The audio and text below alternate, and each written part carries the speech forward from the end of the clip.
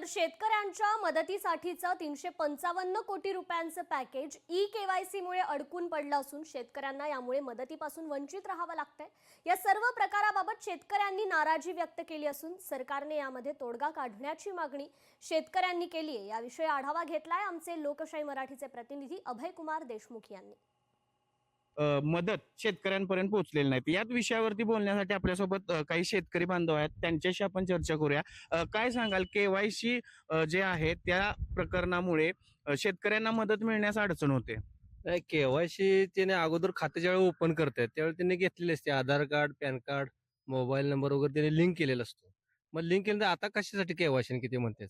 आणि जर एखाद्याची जर राहिली असेल चुकून तर त्यांनी त्यांच्याशी संपर्क साधावा, बाबा तुमची केवायसी झालेली नाही किंवा काय नाही, काय कमतरता काहीतरी आहे, हे करा पूर्ण, म्हणजे त्यांना लगेच मदत मिळेल।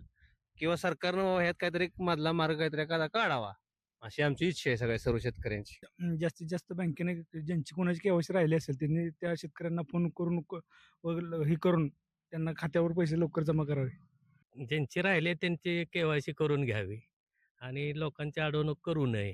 तोडगा निघालाच पाहिजे हो, आणि शेतकऱ्याला ते पैसे मिळावेच। याचा दोष तसा सरकारनं बघितलं पाहिजे, यातला मार्ग काढला पाहिजे। बँकेशी संपर्क साधवा, बाबा तुम्ही शेतकऱ्यांना अडवणूक करू नका, की आहे जी मदत ही त्यांना द्या।